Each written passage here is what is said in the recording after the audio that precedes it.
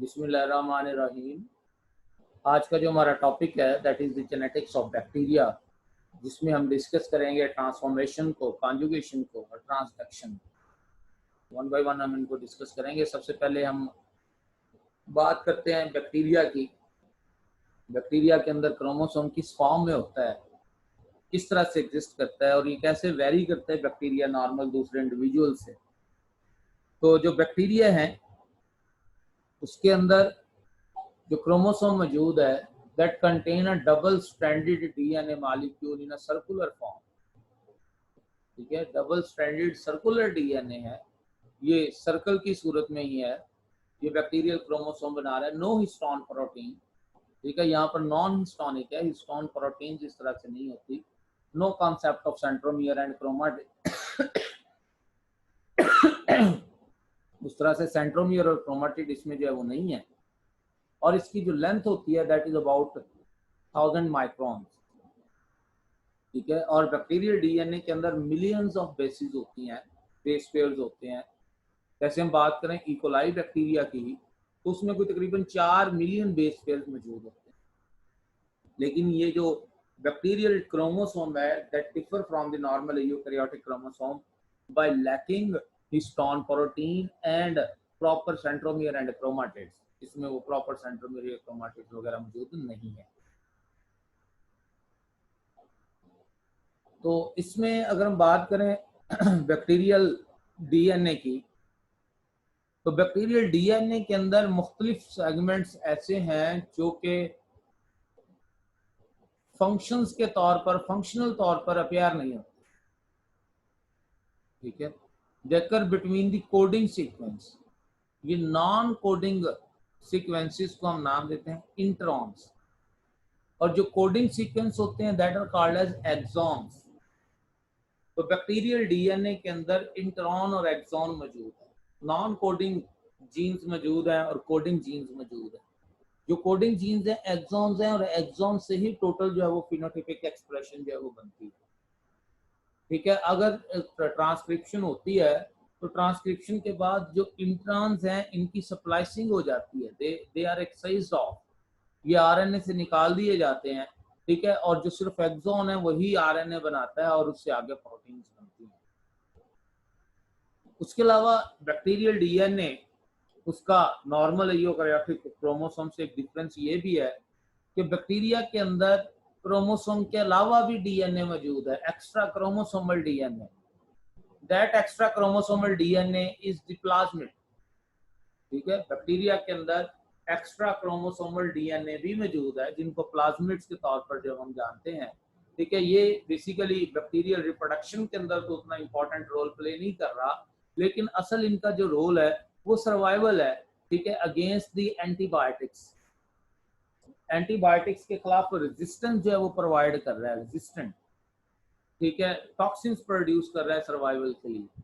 वैसे अगर हम बात करें रिप्रोडक्टिव सर्वाइवल के लिए ये इतने एसेंशियल नहीं है, लेकिन कुछ पॉइंट्स पे हम आगे डिस्कस करेंगे कि यही प्लाज्मिड वेरिएशंस लाने का सबब बनते हैं सेक्सुअल रिप्रोडक्शन के अंदर जब इसका जब वो रोल है।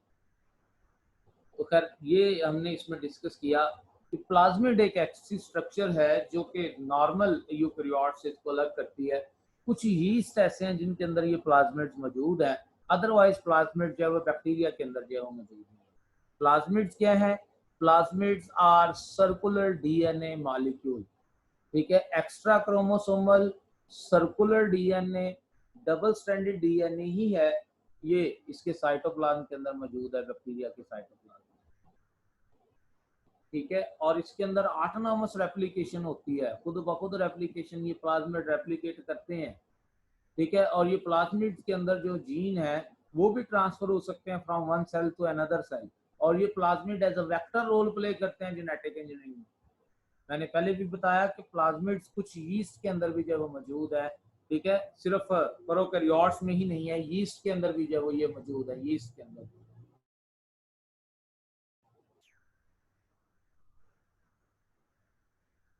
प्लाज्मिड्स के हवाले से अगर हम बात करें, प्लाज्मिड्स इसके अंदर कौन कौन सी जीन्स मौजूद हो सकते हैं? तो प्लाज्मिड में have genes that produce such proteins that are resistant to antibiotics. ठीक है, प्लाज्मिड्स ये ऐसे जीन रखता है जो एंटीबायोटिक्स के खिलाफ रेजिस्टेंट है। ठीक है, that is involved in the production of bacteriocins, और बैक्टीरियोसिन्स ऐसी प्रोटीन्स होती हैं जो एक बैक्टीरिया प्रोड्यूस करता है अपनी दूसरी किस्म के जो क्लोजली रिलेटेड बैक्टीरिया की प्रोडक्शन को रोकने के लिए, यानी कि बैक्टीरिया की एक स्ट्रेन जो टॉक्सिन्स जो प्रोटीन्स प्रोड्यूस करेगी, जो प्रोटीन्स वहां पर दूसरे स्ट्रेन को ग्रो नहीं होने देंगे। ठीक है, ऐसी प्रोटीन्स को हम नाम देते हैं बैक्टीरियोसिन्स का। ठीक है, इसी तरह से ये जो प्लाज्मिड्स हैं इनके अंदर जो मौजूद जीन्स हैं वो एंटीरोटॉक्सिन्स प्रोड्यूस करने में रोल प्ले कर रहे हैं। एंटीरोटॉक्सिन्स क्या है? ऐसी टॉक्सिन्स हैं जो इंटेस्टाइन में प्रोड्यूस हो रही हैं, ये इंटेस्टाइन पे इफेक्ट कर रही हैं। ठीक है, तो ये जो इंटेस्टाइन पे इफेक्ट कर रही हैं, खास तौर पर जैसे फूड पॉइजनिंग पैदा करने वाले जो बैक्टीरिया हैं, जैसे कॉलरा है, जैसे क्लॉस्ट्रीडियम है, ठीक है, उनसे ये प्रोड्यूस होती हैं। तो ये एंटीरोटॉक्सिन्स प्रोडक्शन में जो है इनका रोल है। उसके अलावा पैथोजेनिसिटी को इजाफे का सबब बनती हैं ये प्लाज्मिड्स के अंदर मौजूद जीन्स। ये जो प्लाज्मिड्स हैं ये म्यूटेजेंस के अगेंस्ट सेंसिटिविटी को रिड्यूस करते हैं। ठीक है, और ये प्लाज्मिड जो है वो degrade complex compounds, organic molecules की डिग्रेडेशन में रोल प्ले करते हैं। तो प्लाज्मिड्स के अंदर ऐसे जीन्स मौजूद हैं जो बेसिकली इसकी फर्टिलिटी को और इसकी रेजिस्टेंस को इंक्रीज किए हुए हैं। वो प्लाज्मिड जो ज्यादा फर्टिलिटी में रोल प्ले करते हैं उनको हम एफ प्लाज्मिड्स, और जो स्टेरिलिटी में रोल प्ले करते हैं रेजिस्टेंस में रोल प्ले करते हैं उसको हम आर प्लाज्मिड जो वो कह देते हैं। जैसे ही आपके सामने ये एक प्लाज्मिड दिखाया गया है, that is the R plasmid. ठीक है, ये रेजिस्टेंस का जो है वो अब इसमें देखें कि टेट्रासाइक्लिन के अगेंस्ट रेजिस्टेंट जीन्स भी मौजूद है। ठीक है, इसी तरह से जो है कार्बोनिसिलिन के अगेंस्ट रेजिस्टेंट जीन भी मौजूद है। ठीक है, क्लोरम फेनिकोल के अगेंस्ट भी इसमें रेजिस्टेंट जीन्स मौजूद हैं। तो रेजिस्टेंस जीन इसमें मुख्तलिफ जो है वो मौजूद होते हैं। उसके अलावा जो है वो RTF जीन्स भी इसमें जो है वो मौजूद है। वो हम डिस्कस करेंगे कि आर प्लाज्मिड से वो ट्रांसफर साथ में क्रोमोसोमल DNA के साथ मिलके तो किस तरह से ये RTF फैक्टर्स जो है वो प्रोड्यूस करते हैं, वो हम आगे डिस्कस करेंगे। तो प्लाज्मिड्स इनका एक और इम्पॉर्टेंट रोल कि ये प्लाज्मिड जो है वो कॉन्जुगेशन में भी अपना रोल प्ले करेंगे, वो भी आगे हम डिस्कस करेंगे। ठीक है, तो plasmids that can integrated with the chromosomal DNA, ये क्रोमोसोमल DNA के साथ मिल सकते हैं। और ऐसा प्लाज्मिड, ठीक है, जो कि DNA के साथ मिल चुका होगा, that is termed as episome. ठीक है, तो प्लाज्मिड्स के अंदर रेजिस्टेंट जीन्स भी मौजूद हैं और प्लाज्मिड्स रेजिस्टेंट जीन रखने वाले आर प्लाज्मिड्स, और अगर फर्टिलिटी के जो है वो मौजूद हैं साथ में, ठीक है, तो उनको जो है वो हम एफ प्लाज्मिड्स का नाम भी साथ में देते हैं। तो प्लाज्मिड्स की आगे फर्दर क्लासिफिकेशन हो सकती है। तो प्लाज्मिड्स ये बेसिकली अगर हम बात करें खुद से भी ट्रांसमिट हो सकते हैं और कुछ ऐसे भी हैं जो ट्रांसमिट नहीं हो पाते। जैसे अगर हम बात करें उसमें कॉन्जुगेशन में, ठीक है, तो कॉन्जुगेशन के अंदर ये प्लाज्मिड्स ही हैं जो पिलाई की मदद से एक सेल से दूसरे सेल के अंदर जो है वो जा रहे होते हैं, एक सेल से डोनर से रेसिपिएंट सेल में जो है वो जा रहे होते हैं। ठीक है, तो plasmids can be self transmissible, ठीक है, एंड नॉन ट्रांसमिसिबल, दोनों तरह के हैं।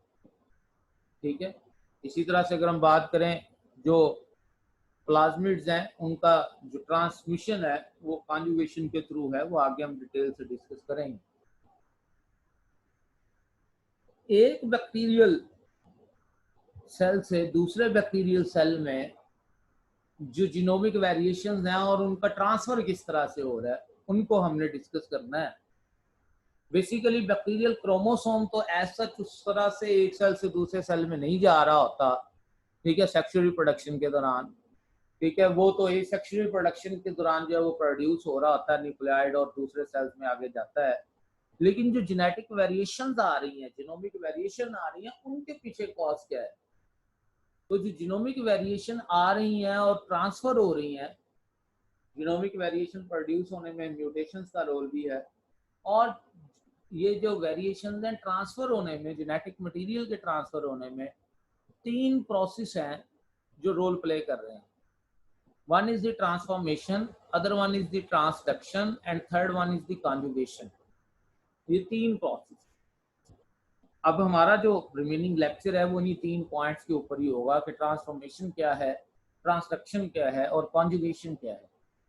First of all we will discuss about the transformation, ठीक है, जो कि डायरेक्ट ट्रांसफर है, ठीक है, एक बेसिकली नेकेड डीएनए का एनवायरनमेंट से बैक्टीरियल सेल में। कॉन्जुगेशन जो है वो एक सेल से दूसरे सेल में जो है वो डायरेक्ट ट्रांसफर है डीएनए का, और ट्रांसडक्शन जो है वो ट्रांसफर है डीएनए का वायरस से बैक्टीरिया में, ठीक है, बैक्टीरियोफेज के थ्रू। हम वन बाय वन जब डिस्कस करते हैं सबको ही, पहले हम बात करते हैं ट्रांसफॉर्मेशन की। ये ट्रांसफॉर्मेशन क्या चीज है? Transformation transformation is the transfer of genetic material, ठीक है, is the transfer of genetic material from environment to cell, environment to cell, ठीक है, from one cell to another cell भी है उसमें रोल प्ले कर रहा, वो आगे हम कॉन्जुगेशन में डिस्कस करेंगे। लेकिन वो अगर कॉन्जुगेशन ट्यूब बनती है तो यहाँ पर ये चीज नहीं है, कॉन्जुगेशन ट्यूब वगैरह का बनने का अमल नहीं है। That is due to the activity of DNA. हम यहाँ पर डिस्कस करेंगे एक एक्सपेरिमेंट को जो ग्रिफ्थ ने किए थे, इंटर लेवल पे आपने पढ़े भी हैं। उसने नॉन कैप्सुलेटेड आर टाइप जो है वो बैक्टीरिया, ठीक है, स्ट्रेप्टोकोकाई बैक्टीरिया, निमोनोकोकाई बैक्टीरिया, ठीक है, उसके ऊपर जो है वो काम किया था। और कैप्सुलेटेड एस टाइप स्मूथ, ठीक है, उसके ऊपर जो है वो काम किया था। जो एस टाइप थे that was causing the death of mice, और जो आर टाइप थे that was not causing the death of mice, ठीक है। इसने जो है वो काम किया था और इसने ऑब्जर्व किया था कि कुछ फैक्टर्स हैं जो डेड सेल से मुंतकिल हो रहे हैं, ठीक है, दूसरे नॉन पैथोजेनिक सेल। वो आगे हम इसमें एक्सपेरिमेंट में डिस्कस करते हैं। ये ग्रिफ्ट के एक्सपेरिमेंट क्या थे? ग्रिफ्ट ने एक्सपेरिमेंट किए थे। उसने रफ स्ट्रेन ली, आर टाइप बैक्टीरिया लिए निमोनोकोकस के, इंजेक्टेड इनटू माइस, और उस माइस की डेथ ना हो, वो लाइव रहा। फिर उसने स्मूथ स्ट्रेन ली, उसको इंजेक्ट किया, डेथ होगी। अब आर और एस में जो रफ आर टाइप और स्मूथ एस टाइप, आर और एस में जो डिफरेंस था that was of the capsule. तो उसने सोचा कि कैप्सूल की वजह से डेथ हो रही है, तो उसने एस टाइप लिए बैक्टीरिया और उसको हीट किल किया, उसको मारा ताकि उनका कैप्सूल खत्म हो, उनकी डेथ हो। और फिर वो heat killed S type bacteria उसने वो इंजेक्ट किए माइस के अंदर, और देखा कि माइस जो है वो जिंदा रहा है। तो इससे उसके सामने ये पॉइंट आया कि देखें एस टाइप में मौजूद वो जो कैप्सूल था, वो जो ऊपर कोट था, वही डेथ का सबब बनना था। इसलिए एस टाइप बैक्टीरिया को जब हीट किल्ड कर दिया गया, मार दिया गया, तो उसने डिजीज कॉज ना की। उसने एक एक्सपेरिमेंटल तौर पर ही उसने क्या किया, दोनों स्ट्रेन जो डेथ का सबब नहीं बन रही थी, मीन आर टाइप, ठीक है, और हीट किल्ड एस टाइप, ये दोनों ली इकट्ठी और इनको दाखिल किया एक माइस में। जब इन दोनों को इकट्ठे दाखिल किया तो माइस की डेथ हो गई, ठीक है, माइस की डेथ हो गई। अब ये दोनों अलग अलग तो डेथ नहीं करवा रहे थे, और उसके लिए जो हैरानगी वाली बात थी वो ये थी कि जब इसने इस डेड माइस का ब्लड सैंपल लेके चेक किया कि आखिर क्यों डेथ हुई है, तो इसके ब्लड में लाइव एस टाइप बैक्टीरिया मौजूद थे जो कि उसने इंजेक्ट ही नहीं किए, ठीक है। तो इट्स मीन दैट कि कोई ऐसी चीज थी जिसने आर टाइप बैक्टीरिया को एस टाइप बैक्टीरिया में चेंज कर दिया, क्योंकि वो जो एस थे वो तो हीट किल्ड थे, वो तो मरे हुए थे, वो दोबारा तो जिंदा नहीं हुए। लेकिन जो आर टाइप थे वो अलाइव थे। अब उन आर टाइप बैक्टीरिया के एनवायरनमेंट में डेड बैक्टीरिया मौजूद थे जिसके पास डीएनए था, इनके डीएनए मौजूद था उनके एनवायरनमेंट में, एस टाइप का डीएनए मौजूद था। तो क्या हुआ कि एनवायरनमेंट से वो डीएनए एंटर हुआ इनटू द सेल और उसने आर टाइप को ट्रांसफॉर्म कर दिया इनटू एस टाइप, और वो एस टाइप से डेथ होगी। तो इसका मतलब क्या हुआ कि ट्रांसफर हुआ है जेनेटिक मटेरियल का फ्रॉम एनवायरनमेंट टू सेल, और जिसने जाके क्या किया, ट्रांसफॉर्म कर दिया है जेनेटिक मटेरियल को, चेंज कर दिया है जेनेटिक मटेरियल को। This process is called as transformation. ठीक है, एक्सपेरिमेंट क्या था कि जब उसने हीट किल्ड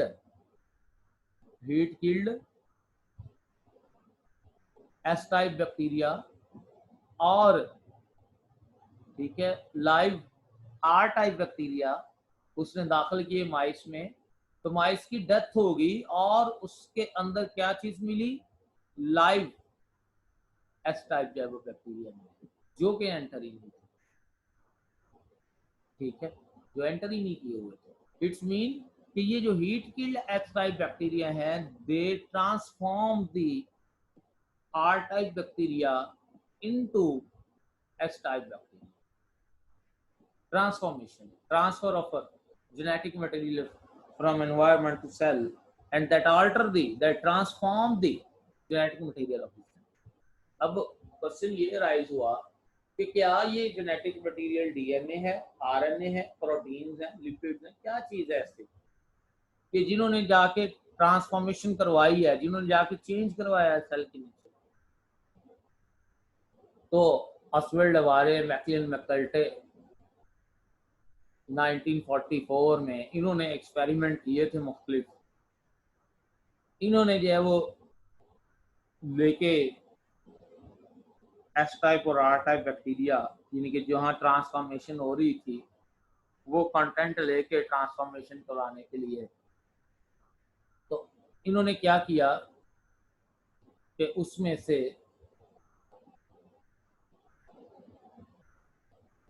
पॉलीसैकेराइड्स को, यानी कि कार्बोहाइड्रेट्स को डिस्ट्रॉय कर दिया। नोट किया ट्रांसफॉर्मेशन फिर भी हो रही थी, एस टाइप स्ट्रेन्स बन रही थी और माइस की डेथ हो रही थी। लिपिड्स को डिस्ट्रॉय करके देखा तब भी ट्रांसफॉर्मेशन हो रही थी, आरएनए को डिस्ट्रॉय करके देखा तब भी ट्रांसफॉर्मेशन हो रही थी, प्रोटीन को डिस्ट्रॉय करके देखा तब भी ट्रांसफॉर्मेशन हो रही थी। लेकिन जैसे ही उस ट्रांसफॉर्मिंग मटेरियल में डीएनए को डिस्ट्रॉय किया गया, ट्रांसफॉर्मेशन रुक गई, no transformation, H type strain ना बनी और माइस जिंदा रहा। तो इससे साबित हुआ कि transformation that was due to DNA.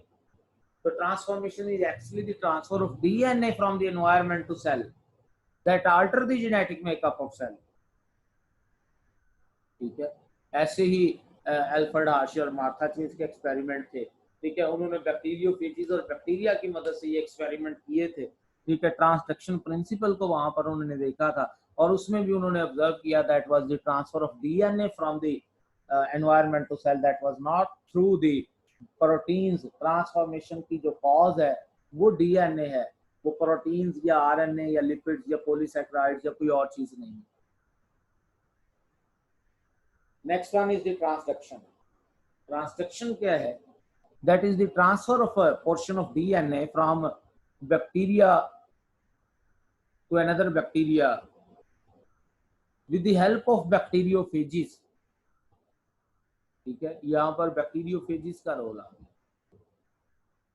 ठीक है, तो बैक्टीरियोफेजेस की मदद से डीएनए के सेगमेंट को दूसरे बैक्टीरिया के अंदर, दूसरे सेल के अंदर ट्रांसफर करना, दैट इज द ट्रांसडक्शन। ठीक है, this is involving a DNA segment. ठीक है, तो इसमें थोड़ी सी रेस्ट्रिक्शन आ सकती है क्योंकि जब स्पेसिफिक बैक्टीरियोफेजेस ही ट्रांसड्यूस करेंगी पर्टिकुलर जेनेटिक ट्रेट। ठीक है, transduction effects the plasmids and episome. ठीक हो गया, जैसे हम प्लाज्मिड्स के हवाले से बात करें, जो प्लाज्मिड ट्रांसफर है वो पेनिसिलिन रेजिस्टेंस स्टेफाइलोकोकस के अंदर उसको इंक्रीज करेगी, रेजिस्टेंस को इंक्रीज करने वाले जीन्स को सबब बनेगी, जहाँ पर जो भी तो ये जो ट्रांसडक्शन है that help in the genetic mapping also in eukaryotic cell, और जेनेटिक इंजीनियरिंग के अंदर इसका बड़ा रोल है, खास तौर पर रिकम्बिनेंट डीएनए टेक्नोलॉजी, वहां पर जब हम डिस्कस करेंगे। तो मेन चीज क्या है transduction, that is the transfer of genetic material from one cell to another cell with the help of bacteriophage. ये इंटर लेवल पे बैचलर लेवल पे आपने दो तरह के लाइफ साइकिल पढ़े बैक्टीरियोफेज के, that was the lytic cycle, that was the lysogenic cycle. ठीक है, तो उसमें आपने ये देखा लिटिक वे में भी रेप्लिकेशन हो रही है डीएनए की, कि वो डीएनए जब इंजेक्ट हुआ बैक्टीरियोफेज से सेल में दाखिल हुआ, वहां पर उसने रेप्लिकेशन भी की और सिंथेसिस भी की अपनी प्रोटीन्स की, और नए फेजेस बनाए। ठीक है, ये जो नए बैक्टीरियोफेज थे that infect the more cells, उन्होंने मजीद सेल्स को इन्फेक्ट किया, और मजीद सेल इन्फेक्ट होते हुए, ठीक है, उससे ज्यादा से ज्यादा सेल जब इन्फेक्ट होते गए। और दूसरा वे ये था कि ये सेल जब इन्फेक्ट होते थे तो वायरल जीनोम बैक्टीरियल जीनोम का हिस्सा बन जाता था एज प्रोफेज, और लाइसोजेनिक साइकिल होता था, और उसमें जितने भी फिर नए बैक्टीरिया बनते थे, जितने भी नए बैक्टीरिया बनते थे, सारे बैक्टीरिया के अंदर वो वायरल डीएनए, ठीक है, वो जो जीनोम है वो जा रहा होता था बाय नॉर्मल डिवीजन। ठीक है, हर एक बनने वाले बैक्टीरिया में ये वायरल जीनोम रेप्लिकेट हो रहा था। बैक्टीरियोफेजिस के थ्रू डीएनए की ट्रांसफर है ये, और बैक्टीरियोफेजिस क्या है, these are the viruses. Bacteriophages ऐसे वायरस हैं जो बैक्टीरिया के ऊपर जो वो रह रहे हैं, जो बैक्टीरिया को बैक्टीरियोफेज, बैक्टीरिया ईटर, बैक्टीरिया को इनगल्फ करते हैं, मीन बैक्टीरिया के अंदर एंटर होकर वहां पर रेप्लिकेट होकर बैक्टीरिया की लिसिस का सबब बनते हैं, ब्रेकडाउन का सबब बनते हैं। बैक्टीरियोफेजिस उसमें जो अंदर कोर है दैट इज ऑफ डीएनए, और जो बाहर कोट है दैट इज ऑफ प्रोटीन। तो बैक्टीरियोफेजिस का मोड ऑफ एक्शन ये है कि ये अपने प्रोटीन कोट को एंटर नहीं करवाती बैक्टीरिया में, ये अपने जो वो सिर्फ जीनोम को एंटर करवाती हैं। They inject their DNA into the cell, और सेल में वो दाखिल होके वो लिटिक वे से भी जाएगा और लाइसोजेनिक वे से भी जाएगा। ये किस तरह से लिटिक और लाइसोजेनिक, हम इसको डिस्कस कर लेते हैं। जैसे यहाँ पर आप नोट करें कि ये बैक्टीरियल सेल था, ये वायरस है बैक्टीरियोफेज, इसने क्या किया, अपना जीनोम इंजेक्ट कर दिया into DNA into bacterial cell, और ये बैक्टीरियल सेल में जाके जीनोम इसने क्या किया, बैक्टीरियल क्रोमोसोम का ये हिस्सा बन गया। और जैसे ही बैक्टीरिया डिवाइड हो रहा है, जितने भी डिवाइड हो रहा है उसके अंदर ये भी साथ साथ डिवाइड होते जा रहा है। ठीक है, दैट इज द लाइसोजेनिक। ये जीनोम की जो है वो उसके साथ मिलके जीनोम का हिस्सा तो बना है ये virus, but not kill the bacteria. ठीक है, ये वायरुलेंट नहीं है, ये टेम्परेट है, ये टेम्परेट फेज है। ठीक है, ये लेस वायरुलेंट फेज है, इसने बैक्टीरिया की डेथ का सबब नहीं बना, बैक्टीरिया रेप्लिकेट हो रहे हैं। ठीक है, और उसके अंदर ये वायरल डीएनए भी रेप्लिकेट हो गया। दूसरी जानब ये जो डीएनए है, वायरल डीएनए, अगर ये सेल के कंट्रोल को संभाल लेता है, बहुत ज़्यादा रेप्लिकेट होता है और नई नई प्रोटीन्स भी अपनी बनाता है और नए वायरसेस बनते हैं, तो ये वायरसेस क्या करेंगे, that will burst the cell, ये सेल की डेथ का सबब बनेंगे और सारे नए वायरसेस जब वो बनते जाएंगे। This is the lytic cycle. इसमें बैक्टीरिया की डेथ हो गई है, लिसिस हो गई है, और ज़्यादा सारे वायरस बने, और ये वायरस जो है वो मजीद नए सेल्स को जो है वो इन्फेक्ट कर सकते हैं। तो ये जो है वो वायरुलेंट फेज है, ज़्यादा जो है वो इसमें नुकसान वाली फेज है, लिटिक फेज है। तो एनवायरमेंटल क्यूज की वजह से जो लाइसोजेनिक फेज है that can be converted into lytic phage. Lysogenic cycle lytic cycle में चेंज हो सकता है। This is called as induction. ठीक है, और ये जो सारा हमने प्रोसेस डिस्कस किया था कि जिसमें किस तरह से वायरस की मदद से जो जीनोम है वो ट्रांसफर हो रहा है into bacterial cell, this is the transduction. ठीक है, ये ट्रांसडक्शन। तीसरा जो फिनोमिनन हमने डिस्कस करना है that is the conjugation. Conjugation क्या है, ये एक डोनर सेल से that act as a male cell, ये रेसिपिएंट सेल को that act as a female cell, ये डीएनए का डायरेक्ट ट्रांसफर है।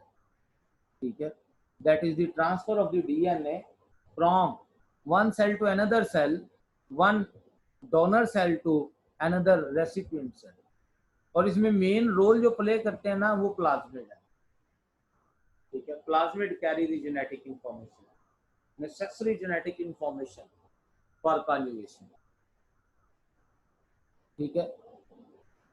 ऐसे प्लाज्मिड जिनके पास ऐसे सेल जिनके पास ये प्लाज्मिड होते हैं जो डोनेट हो सकते हैं, they act as a donor, और जो दूसरे हैं वो रेसिपिएंट के तौर पर जो है वो काम करते हैं, ठीक है। तो यहाँ डायरेक्ट कॉन्टैक्ट रिक्वायर्ड है, and that direct contact is done by Pillai, sexual Pillai, ठीक है। कॉन्जुगेशन ट्यूब बनाते हैं, कॉन्जुगेशन के लिए डायरेक्ट कॉन्टैक्ट है दो सेल्स का। तो जो एफ प्लाज्मिड रखते हैं सिर्फ उनके अंदर ही ये कॉन्जुगेशन की एबिलिटी है। ऐसे बैक्टीरियल सेल को जिनके पास एफ प्लाज्मिड है उनको हम एफ प्लस कह रहे हैं, ठीक है, और जिनके पास नहीं है उनको हम एफ माइनस कहते हैं। तो ये एफ प्लस स्ट्रेन से एफ माइनस स्ट्रेन में प्लाज्मिड्स का इनहेरिट होना है,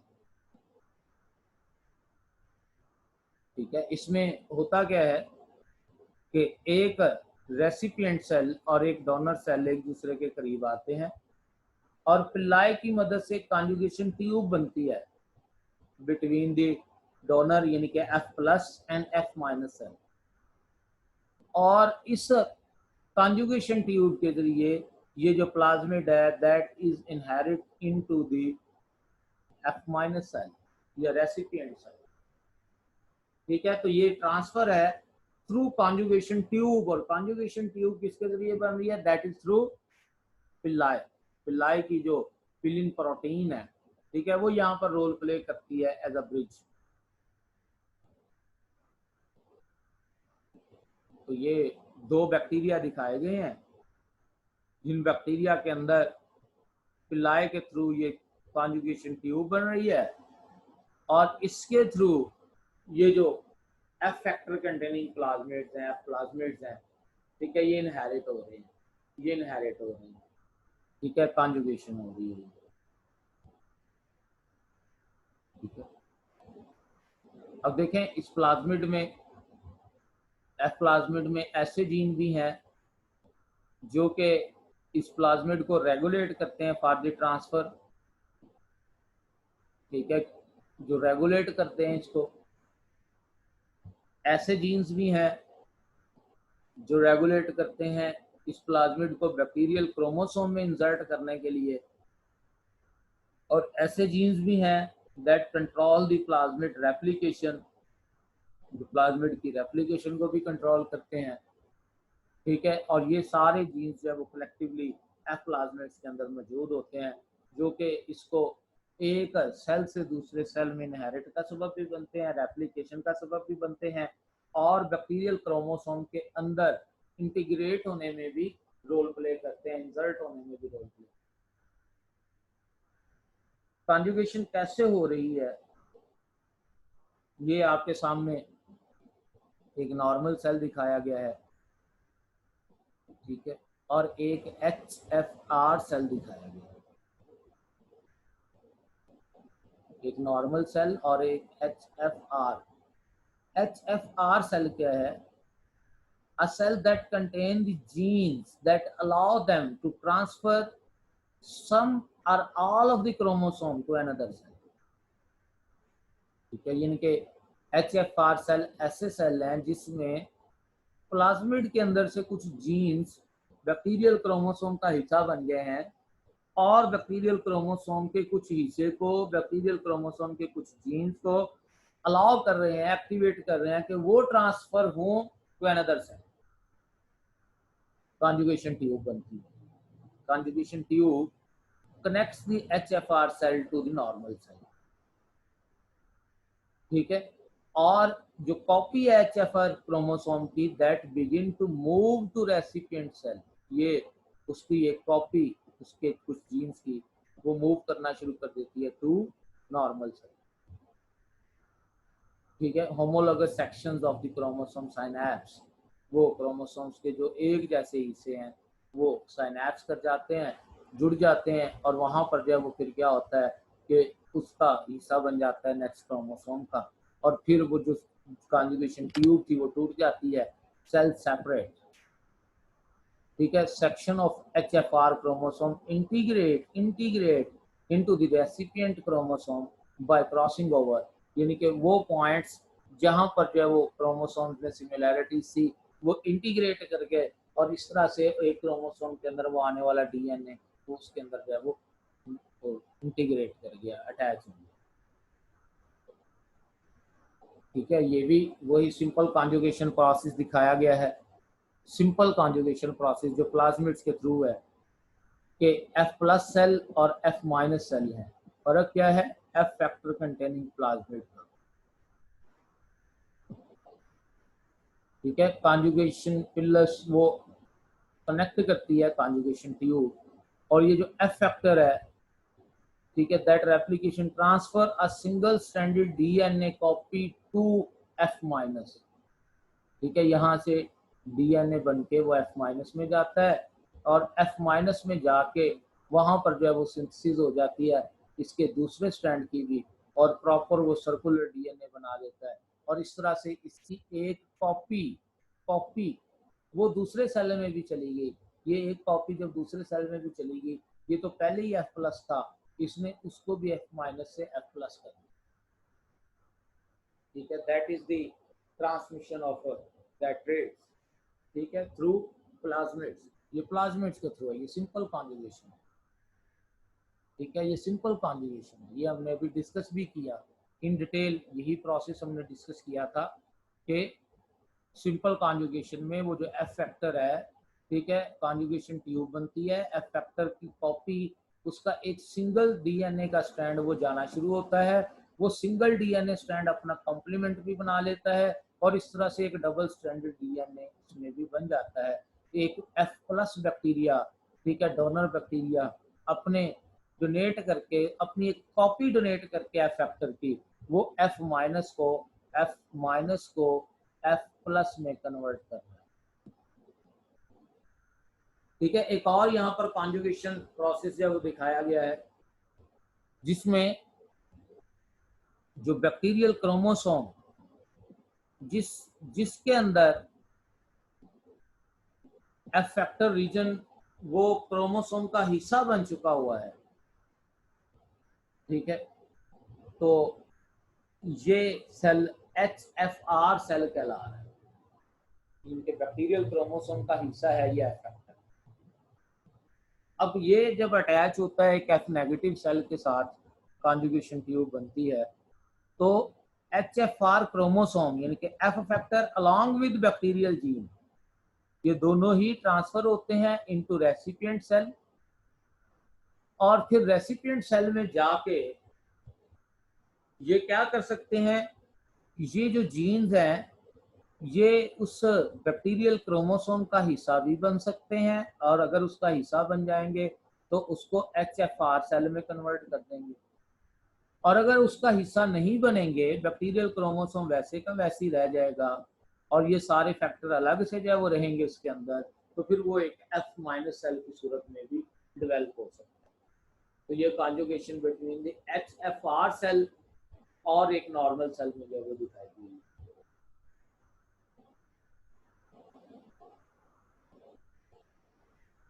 Pillai that have a role in conjugation।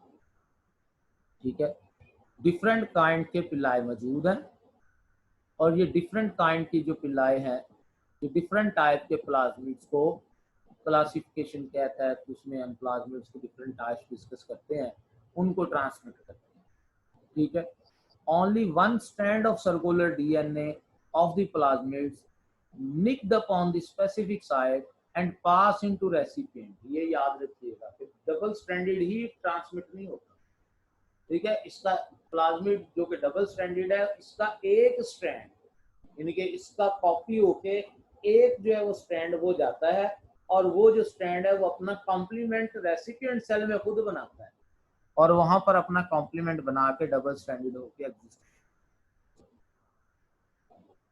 ठीक है, मैंने एफ फैक्टर का बताया कि एफ फैक्टर क्या है, that is the transfer factor that contain genes, genetic information necessary for the synthesis of the sex pili, for the self transfer without any other identifiable genetic material such as drug resistance etc.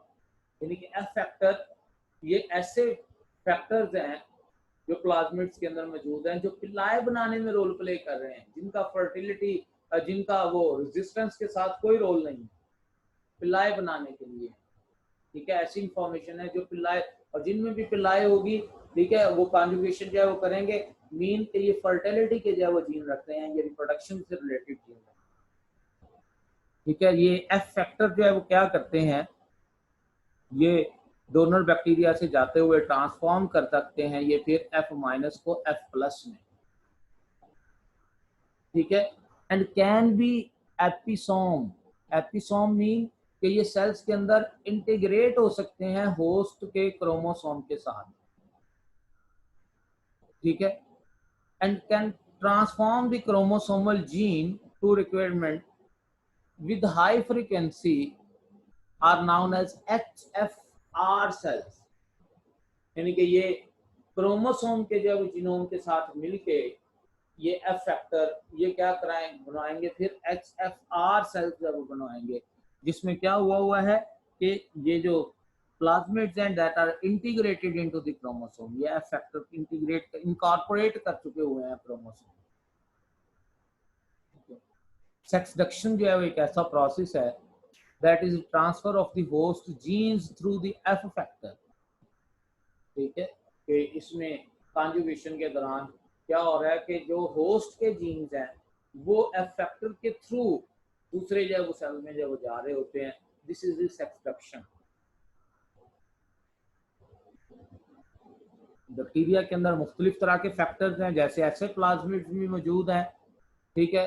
Coliform bacteria में जो produce करते हैं कॉलिसिन्स को, ठीक है, कॉलिसिन्स को, और कॉलिसिन्स जो है ये ऐसी प्रोटीन्स हैं जो लीथल हैं दूसरी एंट्री बैक्टीरिया के लिए, दूसरी बैक्टीरियल स्ट्रेन्स के लिए जो वहां पर जो है वो मौजूद है। सूडोमोनास जो है वो पायासिन प्रोड्यूस करते हैं, ठीक है। इसी तरह से जो है वो सी डिप्थेरा वो इसमें डिप्थीरोसिन्स प्रोड्यूस करते हैं। तो ये जितने भी ये मुख्तलिफ तरह के ये हमारे पास स्ट्रेन्स मुख्तलिफ तरह की टॉक्सिन्स प्रोड्यूस कर रही हैं, they are transmitted through plasmids, ये प्लाज्मिड्स के थ्रू जो है वो ट्रांसमिट हो रही है, ठीक है। और प्लाज्मिड्स के थ्रू ट्रांसमिट होके बैक्टीरियल क्रोमोसोम का हिस्सा बन सकती हैं। ये एक इसी तरह से रेजिस्टेंट ट्रांसफर फैक्टर है RTF, रेजिस्टेंट ट्रांसफर फैक्टर। ये ऐसे प्लाज्मिड्स हैं जो कि ड्रग रेजिस्टेंस जो है वो जीन्स रखते हैं अपने अंदर, ठीक है। 1959 में जापान में ये डिस्कवर हुए थे, ठीक है। मुख्तलिफ इन्फेक्शंस जो कि शिगेला के थ्रू जो है वो हो रहे हैं, उनमें रेजिस्टेंस जो है वो एंटीबायोटिक्स के अगेंस्ट रेजिस्टेंट जीन्स कौन कौन से हैं, जैसे अगर हम बात करें, ठीक है, तो शिगेला के अंदर सल्फोनामाइड्स के अगेंस्ट, स्ट्रेप्टोमाइसिन के अगेंस्ट, क्लोरम फेनिकोल के अगेंस्ट और टेट्रासाइक्लिन के अगेंस्ट रेजिस्टेंट जीन्स मौजूद है। तो ऐसे प्लाज्मिड जिसके अंदर रेजिस्टेंस जीन्स मौजूद है, ठीक है, उनके लिए हम टर्म यूज करते हैं these are the resistant transfer factors, ठीक है। ये प्लाज्मिड रेजिस्टेंस जीन्स को ट्रांसफर कर रहे होते हैं from one cell to another cell, ठीक है।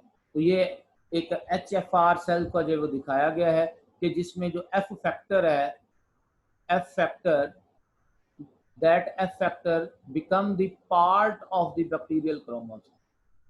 तो ये जब F factor बैक्टीरियल क्रोमोसोम का पार्ट बन जाता है तो ये एक HFR सेल बना देता है, ठीक है। That is the high frequency transfer cells, high frequency rate transfer sales.